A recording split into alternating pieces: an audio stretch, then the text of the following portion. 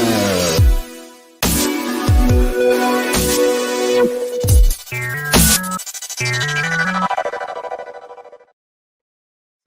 warahmatullahi wabarakatuh. Selamat pagi sahabat Banjarmasin Pos. Bertemu lagi dengan saya Hairil, reporter Banjarmasin Pos. Kita kali ini masih bertemu dalam acara Bitok Banjarmasin Pos bicara apa saja. Tema kita hari ini adalah Universitas Terbuka atau UT Banjarmasin pada Senin menggelar seminar akademik yang diikuti sekitar 826 peserta. Temanya tentang kesiapan SDM dan desa dalam mendukung Kalimantan Selatan sebagai pintu gerbang ibu kota negara atau IKN. Apa saja yang dihasilkan dari seminar itu?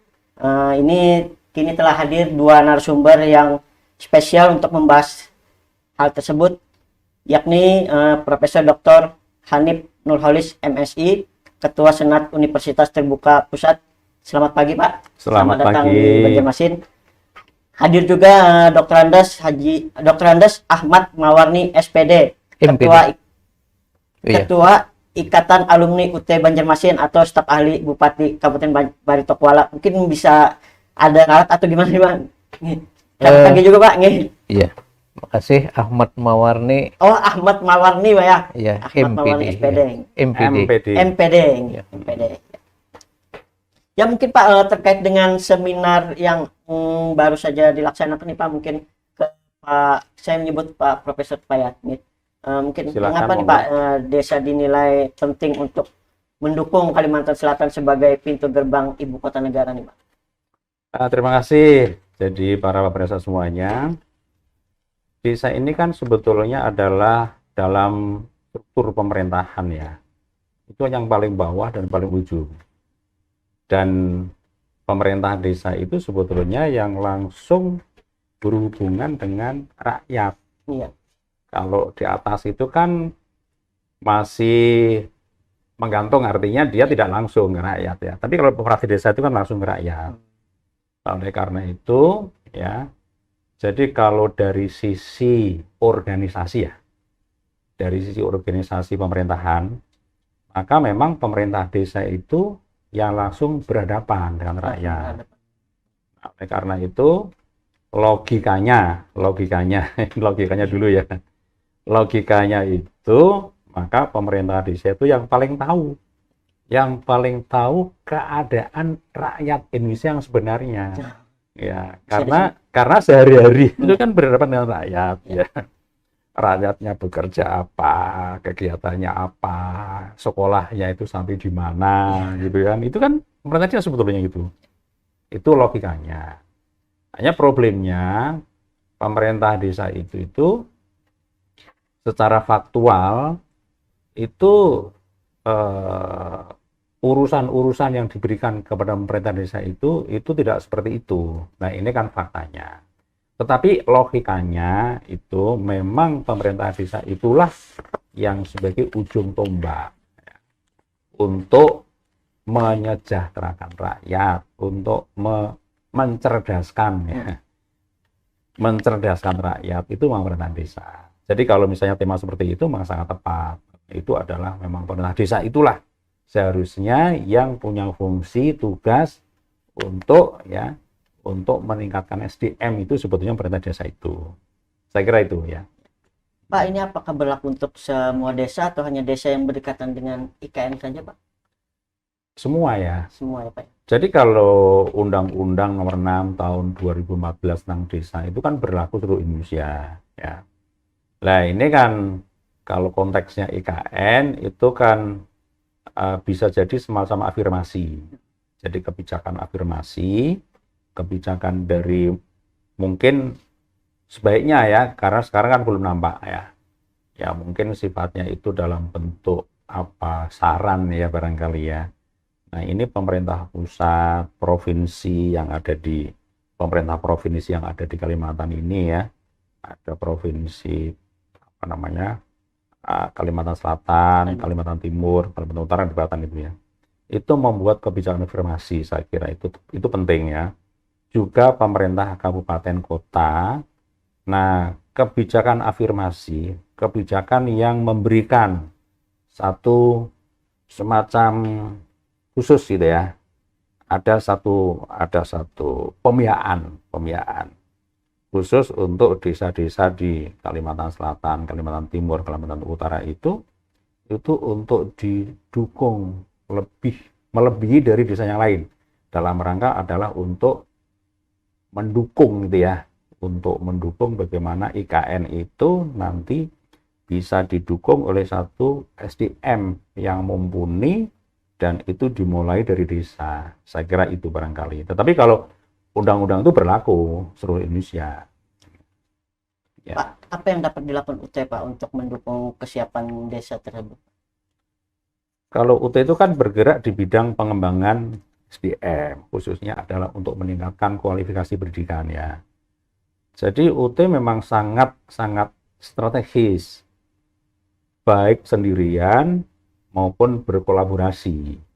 Ya tentu yang akan lebih efektif hasilnya itu kalau berkolaborasi. Kolaborasi dengan mana saja?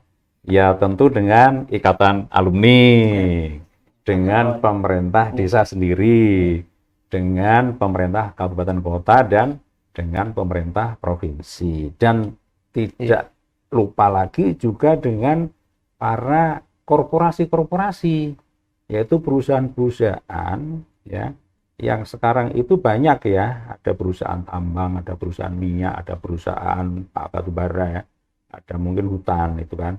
Nah, itu bisa berkolaborasi dengan UT dalam rangka adalah untuk mengakselerasi supaya kualifikasi dan kompetensi SDM pada tingkat akar rumput ya itu bisa menjadi pendukung utama dengan keberadaan IKN itu ya. Saya kira itu Mas ya. Nah, saya kembali ke Pak Mawarni, Pak. Pak, mungkin mengapa juga nih desa dinilai penting untuk mendukung sebagai pintu gerbang, apalagi ini di Batolong. Oke. Terima kasih. Kalau kita mereferensi Undang-Undang Nomor 6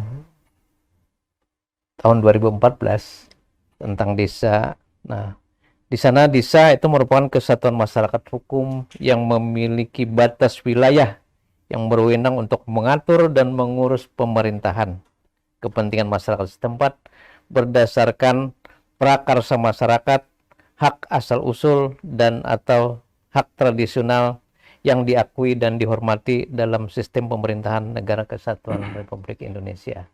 Nah, tadi sebenarnya sudah disampaikan oleh Pak Prof bahwa desa itu merupakan satuan pemerintahan yang terkecil, di mana di dalamnya itu ada yang namanya perangkat-perangkat desa.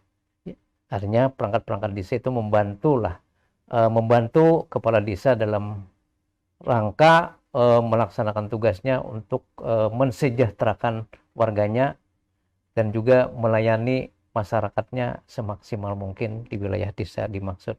Nah, terkait juga dengan keberadaan desa di wilayah Kalimantan Selatan, khususnya Barito Kuala, dalam upaya mendukung ibu kota negara, calon ibu kota negara Republik Indonesia,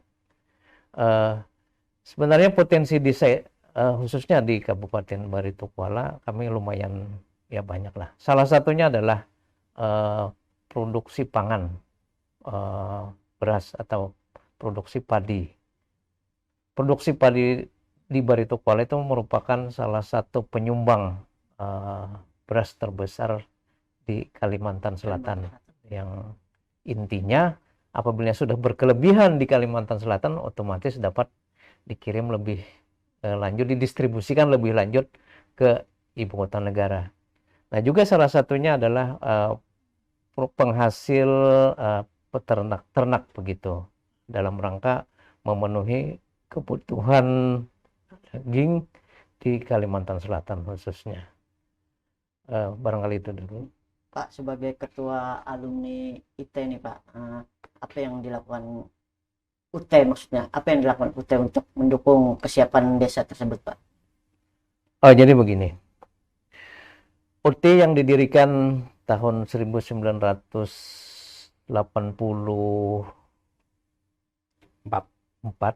sebagai perguruan tinggi negeri yang ke-45 dengan mahasiswanya pada saat itu sudah bisa tersebar di seluruh wilayah Nusantara, dan juga tidak mustahil pada saat itu mereka yang berdomisili di desa pun bisa ikut kuliah di universitas terbuka. Dengan jurusan pada saat itu ada 4 fakultas. Fakultas Ekonomi, Fakultas Ilmu Pengetahuan, Fakultas Ilmu Pendidikan Keguruan, kemudian Fakultas Ilmu Sosial dan Ilmu Politik, dan Fakultas MIPA, Matematika, Ilmu Pengetahuan. Pada saat itu juga sudah banyak mahasiswa-mahasiswa yang berkuliah di UT yang berdomisili di desa begitu. Nah, berarti kan sampai sekarang UT ini mumpuni dan meluluskan para alumninya baik sebagai sarjana ataupun yang berstatus pada saat itu masih diploma 2 mungkin masih ada, dan optimis kan akan diteruskan yang diploma 2 itu ke S1. Nah, terkait juga dengan pengembangan sumber daya manusia di desa, memang Universitas Terbuka sudah menyentuh sampai ke pelosok pedesaan begitu. Iya. Ini saya beralih ke Pak Prof. Pak Prof, nih bagaimana Universitas Terbuka nih turut mendukung kesiapan sumber daya manusia atau SDM? Iya, jadi tadi saya katakan bahwa memang UT memang bergerak di dunia pendidikan ya. Pendidikan itu kan intinya bagaimana ada 3 ranah yang dikembangkan. Yang pertama adalah pengetahuannya, yang kedua adalah skillnya, kemudian yang ketiga itu adalah attitude-nya, ya perilakunya begitu kan. Nah, itu pada tingkat pendidikan tinggi. Nah, bagaimana caranya? Nah, pertama memang kita sistem UT itu kan memang namanya terbuka jarak jauh. Terbuka itu artinya siapapun boleh ikut tanpa didiskriminasi, tanpa dibatasi oleh umur berapapun boleh masuk ya. Kemudian juga oleh tahun ijazah. Tahun ijazah mau zaman kuno, mau zaman baru, mau paling baru ya silakan aja masuk itu ya. Kalau di perguruan tinggi yang non UT kan barangkali dibatasi ya, hanya 3 tahun terakhir gitu kan. Kalau UT enggak, tahun berapa boleh masuk. Termasuk juga misalnya adalah dari paket ya, paket C misalnya. Itu boleh bebas saja masuk. Misalnya dari SMA, Aliyah, SMK gitu. Mau pilih prodi apapun boleh bebas ya. Tidak dibatasi. Kalau katakan SMA ilmu sosial harus sosial. Kalau yang fisika yang IPA ya, dulu kan ada jurusan ya. Ada sosial sama ada jurusan IPA begitu, kemudian dia boleh lebih luas ya. Sekarang enggak ya. Kalau di UT bebas-bebas saja, dari sosial, dari bahasa, dari IPA itu mau ambil jurusan apapun bebas. Itu makna terbuka begitu. Nah, kemudian juga dari manapun dia itu berada, itu juga bisa. Karena UT itu memang di Jakarta, tetapi punya kantor cabang.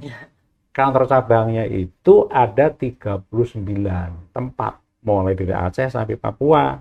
Setiap kota provinsi itu ada kantor cabangnya. Dan ada beberapa kabupaten dan kota juga ada. Contohnya Malang itu kan kabupaten, Jember itu kabupaten. Tetapi juga ada kantor cabang di sana. Ya, itu. Jadi terbuka. Kemudian jarak jauh itu artinya apa? Belajar di UT itu ya tidak perlu datang ke kampus. Nah, di mana belajarnya? Di mana saja dan kapan saja. Itu menariknya di situ kan, ya. Jadi artinya kalau orang-orang desa itu ya, yang barangkali desa itu untuk orang desa itu untuk datang ke kota, itu barangkali itu perlu waktu 2 hari, 3 hari, bahkan menginap itu ya. Ya, cari kos gitu ya. Cari penginapan. Nah, kalau kuliah di UT itu tidak usah ngekos, tetapi tetap jos gitu lah.